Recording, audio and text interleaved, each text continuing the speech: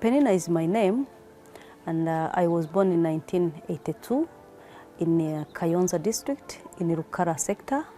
It's not really far from my place, and I'm mother of 2 kids. I was studied in tourism in my career, in my school, high school, and then after end of the school, I done internship in Akagera Park, and then end up that when the park, the recruitment, they have a recruitment for the workers for the park, I always end up that. But before that, I was always interested to be in the nature. I'm always like the nature lover and conservation, something like that. Because I remember when I was at home, I was always grow up near to the Lake Muhazi. That's always grow up in the Lake Muhazi, and I know a little bit something about the animals, like hippos, something like that kind of things. But I'm not have full information about the hippos and something other animals. But that's how when I go to school, I choose to go to the tourism where I related with the animals and conservation. When I was little young, I just choose to be like a pilot. I want to do a pilot, and the barrier is here, there is no school for that. And when I just grew up a bit again, I think about maybe I go to the nurse. Maybe when I go to the nurse, I looking where I was grow up. My uncle, we lived together, he was a nurse. He was a nurse in some satanist hospital. And then I see how they wake up in the morning, how go to night every day. I'm saying this is a very tiring kind of things. I look about those ones, but I was maybe the first one who go to that career, first of all in the village.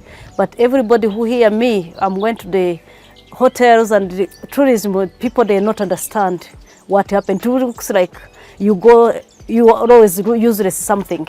Yeah, but at the end of the day, you can explain the people in the village what's going on about our study. The first of all, that time it was very difficult to work in the park, because the park is not really well developed.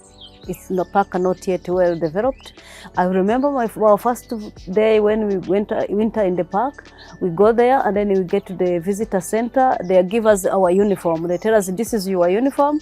No one who tells us about how the park works. No one who tells us this is the road, go this way. But our colleague who used to work there before us, they just come and sit with us and tell us, when you took this road, when you turn the right, you go to the lake. When you turn the left, you go to the hills. That's how things looks. There is no map there, nothing that's developed at that time. So we get there, we sit, and then we're always approaching everybody who used to be there before us. And then they told us, when you turn the right, you go on the lake. When you turn the left, you go the hills. But if you want to go, like when you want to exit in the north, you are just toward the left side, left side, left side. I remember my first days, I was lost with the guests. Which was very worse. You can imagine when you lost with a guest, it was how it happens, but you can always sitting somewhere. If the sun set us there, they always rest there. That's how it happened for that side. So it was very difficult time. So the chance is there, because that time it was very, we never know where there is a limit of the park. We never know where there is farms. We are just approaching the people on the farm, told us the way we are talking, and then the people on the farm, they are helping us to find the way. This time now, the park looks like, for me, it looks like a paradise because everything is well organized as how the country's level. This time now, no one who lost in the park. The park is well organized. Anybody who entered the park, they found everything. There's a map is there, Google Map is there, internet is almost everywhere. At that time, there's even no phones. Yeah, that's what happened. That's a barrier was there. Every day I wake up at 4. When I wake up at 4, because I want to just prepare something at home, and then at 4:30 I'm just preparing everything to go to the work. It means that you have like bottles of water, binoculars, books, uniform, and everything well prepared. And then at 5:10, hit the road to go to the park. They pick me up here. Almost we're starting our journey almost like a 6:30. We must be in the park every day. And when we get in the park, we are always setting the daily activity. It means that we have a rotation. everyone say if you pick up one number, first number, you go for first guest who came. You serve the first guest who came. You pick up the second number, it looks like that one. And then even you don't have any guest, you're always ready to tell people about information about the park, about their security, how they behave in front of the animals all the time. So for me, it was somehow really different because I'm always speak two languages. I'm speak French and English. I need always be ready. If the French speakers come, be ready there. If English speakers be ready, I'll be ready there. And if the people specifically who like some birds, my time I never forget in my life, it's a time when I will always see any animals like hippos getting a bath, giraffe getting a bath. That's when you have getting a bath babies. So that's a good moment for me. And another time I will never forget, I'll remember the time when we are in the park, when we have like VVIP guests, how the park looks shaking. All the park looks like shaking like that. Everybody need to be ready. You see, everything just looks changing. So it's also unforgettable things. And also the other things is I have that like experience when you see something like happen to me. It's like an accident I had with animals in the park. That is a moment time we never forget that. It was in 2021 when I hit by the elephant my first time. So with a guest. You know, so when we were in the park, you can imagine when you spend more times in the park, accidents happens. It's not really scaring things, but because it's the first time, everybody is scared for that. But the people who be in the world areas, every time the accident happens. But the problem is when we are with a guest.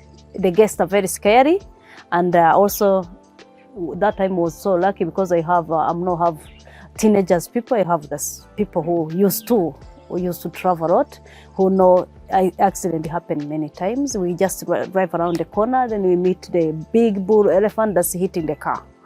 It's happened that time, but the guests are they're not shocked. No one who get injured. All of us, we are survived because no one who got out of the car. They just pushing us, and then everybody stay in the car, stay in the car, and then until the elephant. If you have a guest who used to travel a lot, that is easier. You can just tell them, calm, keep calm, everything happens. But if the first time for the people who traveling and they have such a kind of incident like that, you need to hold everyone. You need to hold everyone, you need to lock the car, no one will get out, otherwise everybody they need to run away from. Yeah. Most of people who come in the Savannah Park, they come looking for the big five. So the big five mostly they like elephant as the biggest one. They like buffalo, they like lion. Lions are most of people, they want to see the lion. And leopard, those are the key of savanna animal. But Akagera Park, we are very, very lucky because we are always like a Central Africa protected, wetland protected area. We have one endangered species of birds who be in the Akagera Park. That's where we look them in the country.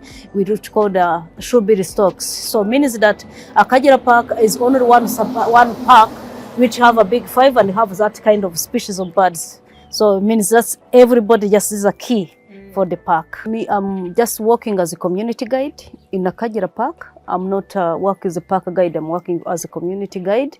So as a people, our most role is just to always encouraging the people to come to see the country. We are always like ambassador of our country. We need just to know, we don't need to go away from the Rwandan culture. We always been the culture. We have always behavior like really Rwandan. As a people, you know, neighboring countries, they have a lot of things they're selling, but our culture, it's a key. We need to sell as a tourism.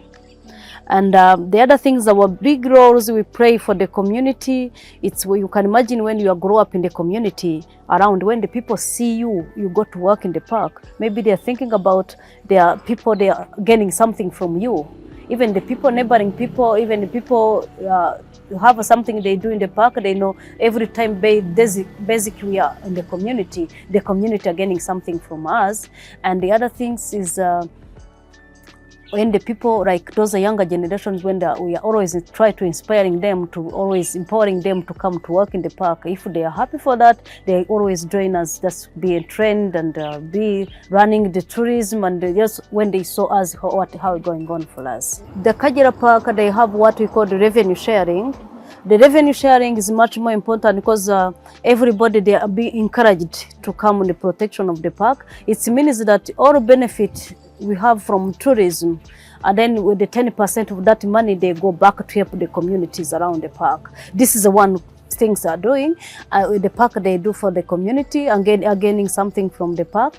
And the other ones is when we saw the people, like when the people always grow up in the community, they grow up as a hope to have something they do in the park.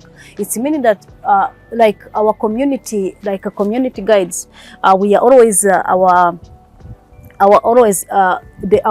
always engaging the people from the community since 2014. That's why we starting our awareness with the community, and then we start as 14 people, but this time now we have almost like 30 people basically from that community, the younger, especially the younger generations from that community. We're recruiting them, and then we keep them with us almost like a whole year, just training them. We give them a training, and then they have a hope. The time we train them, they have a hope to join another guide in the park. So it means that when you are when your parents has the younger ones who be in the school, maybe you have a hope. You are not, as a parents, you not go back to kill the animals in the park, because you know your kids, they go to work in the park. That's how they are stopping a bit, because we used to use those people from the communities come to work in the park. That's we have just a chance to go have something busy, keep them busy in the park.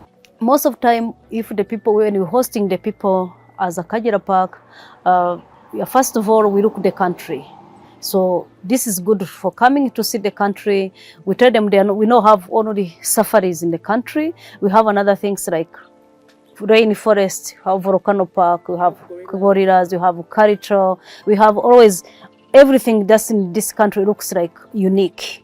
It means that when you go to the safaris, you found our safaris looks unique. When you go to the gorillas, our gorillas looks unique. It's when you go to the west, so the Kayonza National Park is always unique areas, which means we tell them the country is unique. We have only countries have uniqueness kind of things in one place, and also the things we are always all of us as a country work as a team. It means that when I give you a good service, it means the whole country the benefit. Everybody need mind that one. They mind that there's the guest.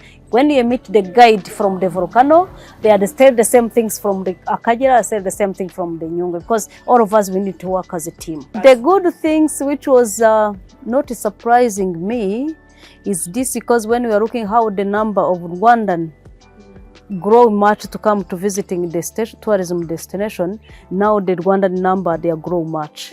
Let me give you some examples, like even like now in the park, the Rwandan, they are the first one who visited the park, for the Akagera Park. The Rwandans are the first one. We are in the top 10 people who visiting the park. But for us, for the Akagera, we don't have a big problem for the Rwandans, but encouraging them also to go to see another part.